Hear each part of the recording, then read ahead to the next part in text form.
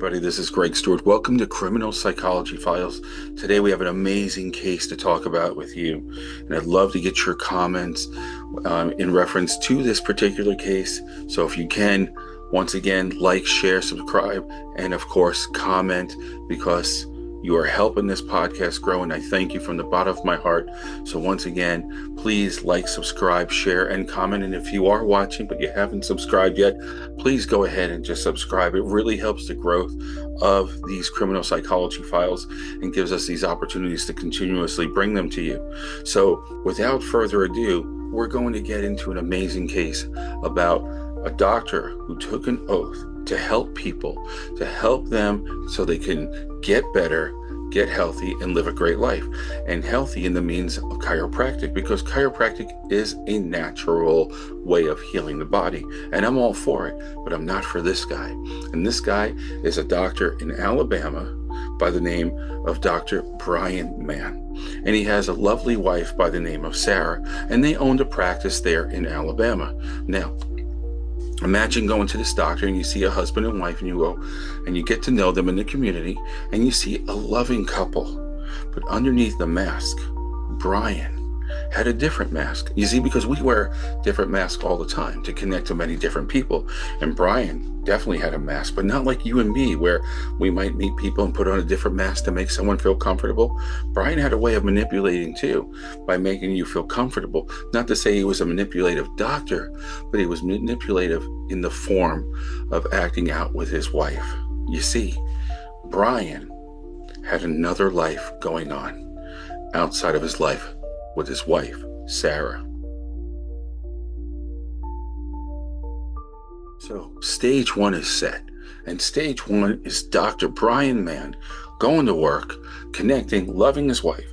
And he mentions to his wife, you know, honey, we can do double good because I have my front desk girl, and you're in charge of the books at home, in reference to how we do our marketing, in reference to how we bill our insurance. And I know it probably would be a lot more comfortable for you to be working from home. And she thought, what a great idea. I'll do my adjustments, he said. You do the billing of insurance, and the company will continue to flourish. And Brian had a great life. The company did exactly that. They had wonderful money and abundance coming in. They had a great practice in the community that people love them. So why would Brian need to wear a different mask? Well, one reason why Brian had another mask was because something he didn't tell his wife. Honey, he didn't tell her that I have so much debt that we might actually lose the practice. I may actually have to work for a chiropractor just for us to pay our bills and make ends meet. But did I fail to mention that I'm also having an affair? That's right. So his mask now is he's having an affair, and the business is in incredible debt. So what does he do? Well, I want out of this marriage. It's obvious, because this woman that I'm seeing will not want to be with me forever if she doesn't think I have security for her. So I have to think of a plan.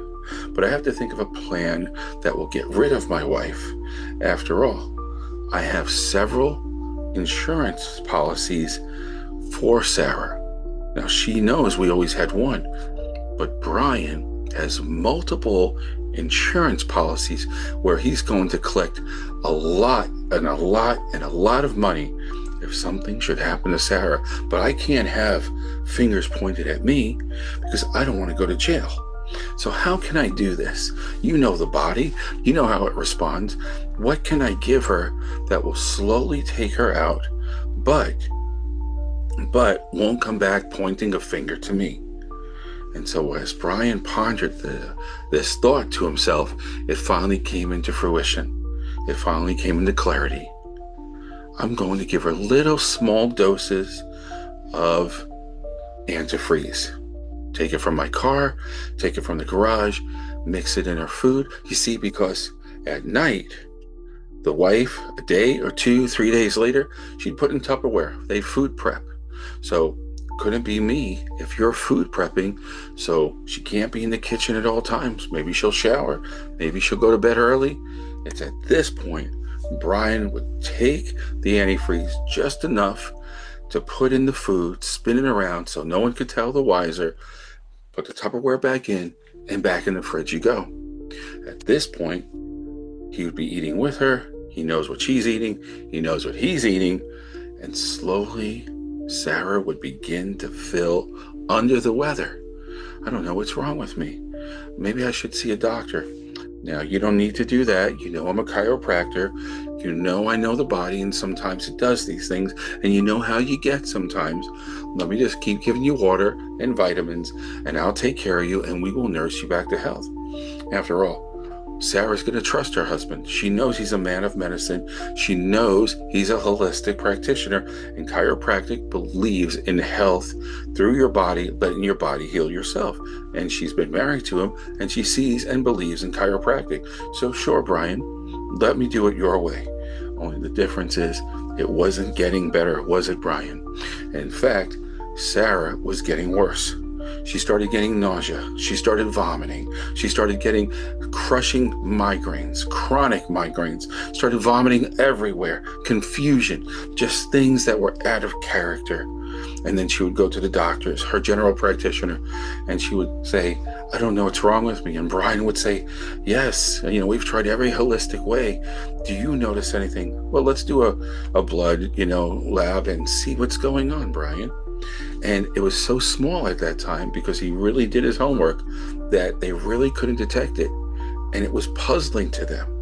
And week after week, she was getting weaker, more lethargic, more confused, and her symptoms kept increasing. And nobody knew anything. And it was looking as if she couldn't eat anymore. He said, well, you got to eat something, just something. I'm going to help you. And he told the doctors too, I'm going to get her on her feet. I'm going to help her out. I'll take time away from the chiropractic office. I'll have an associate coming for now, whatever it is, just to get Sarah back. In the meantime, he's giving her more and more poison, to the point where she's just, I need to go to the hospital. We've already done the doctor thing though, honey. You heard it. It's just one of those things. There's COVID, there's flus. No, this is something different. Please. So they go to the ER. And he feels really confident, Brian, because he's already pulled the wool over with blood work with her general practitioner. So he knows it's been hard to find. But not for a hospital, right? They'll do more blood panels and different things to locate what it possibly can. And that's exactly what happened. You see, they were able to find, and they gave her labs, and when they met with her, they told her one thing stuck out. And so the doctor came in and he said, one thing stuck out, ethylene glycol. And again, she's confused, lethargic, but she's still slightly there. And Brian goes, what could that be? Well, Brian, that is antifreeze. Antifreeze? How would that get in there? We're just here in the ER. We're telling you what's in there. We're going to keep her in for observation, and we're going to give her some fluids and try to flush it out because that chemical is also full with lead. So she's got lead particles in her. And at this point, Sarah was so lethargic that she was gone. It looked like she was on the border of death, and that's exactly what they said. Your wife should have been dead weeks ago. How she's still here is a miracle in itself, Brian. I can't take her home with me. Nope, she's going to be better off here just in case of an emergency or some form of shock. We need to make sure that she's okay. So Brian's like, well, if that's what you have to do, in the meantime, these doctors that were treating her and family members seen red flags. So they reported this, and the police began their investigation. And their investigation to the point that they were able to see that Brian was in massive debt. That Brian, with an investigation of amazing detectives, noticed he has a girlfriend. And of course, they were able to question that girlfriend and hear all of the things with Brian in reference to his bad marriage. And then, of course, the insurance, not policy, but the insurance policies. So when they put all this together, they said, Brian, you're under arrest. And with his tendencies, which are narcissistic, he looked at them like, you guys are crazy. On what charges? And they brought this to him, and he still felt confident enough. He gets out on bail, says, okay, a court date is set, but his ego is so huge that even in his pictures, when they're doing and they're arresting him, it's almost as if he's smirking in the photos. And so from this point, he goes to court.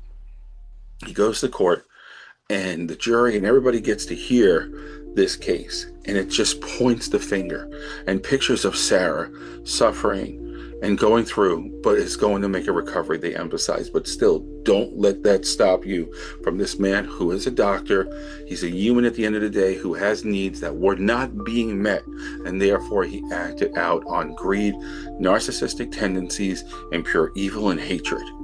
And so this was brought to the jury. And at this point, a verdict came in. And the verdict emphasized that this man is guilty and should be sentenced to life in prison. But that would come up to the judge. So Brian had no idea how much time he was going to be going to jail, if that. But I'm sure he believed he was going to jail because the way the jury did say, we find him guilty. So now it goes over to the judge. And at this point, the judge has some words for Brian.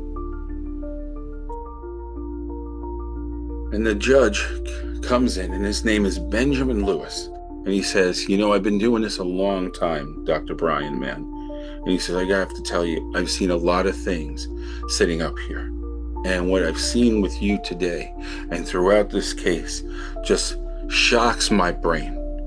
Because I've never seen a man, when we were talking about your wife's organ failure, when we were showing the pictures of your wife in bed, totally deteriorating, you stayed so calm, almost at times as if you were smirking. I mean, I've never seen an evilness from a man who has taken a medicine oath of any kind or a health oath of any kind to do the evil in this courtroom that I've witnessed with you. Has taken me to a different level that I am just in awe by. Even now, just looking at you, you have no remorse, none whatsoever. And so this now tells me what I need to do to protect people from you. And what I'm going to do is sentence you now too. And so now I'm going to sentence you to, without parole, life in prison, because you're a pretender. You pretend to be a doctor. You pretend to be a husband. You pretend to be all of these things. And that's exactly what you are. You're an evil person. That's your title. You are a pretender of goodwill because you have evil will. And that's why you are being sentenced today to life in prison without parole. And so this was the end game for Dr. Brian Mann. And again, who does these things? Why do we do these things out there? It's not us, but why do we see this every day if you look deep enough, or not so deep, because it's everywhere. You put on a show like this, you look on People magazine in the crime section in the internet, you'll notice things that you don't hear in your local news and the darkness about it that's so scary. And here's a person that people go to, that people go and feel trust. My spine, I get headaches, neck pain, arm, shoulder. Perhaps a Dr. Mann can help me. But deep down under that mask is a darker soul with an agenda of self-preservation that is to the highest level of narcissistic and evil tendencies.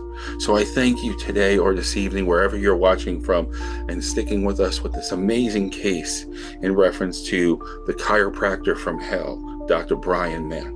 And I thank you again, and please, once again, subscribe, like, share, and most important, comment, because I'd love to hear what you have to say about this case. But until then, have a great day or evening, wherever you may be.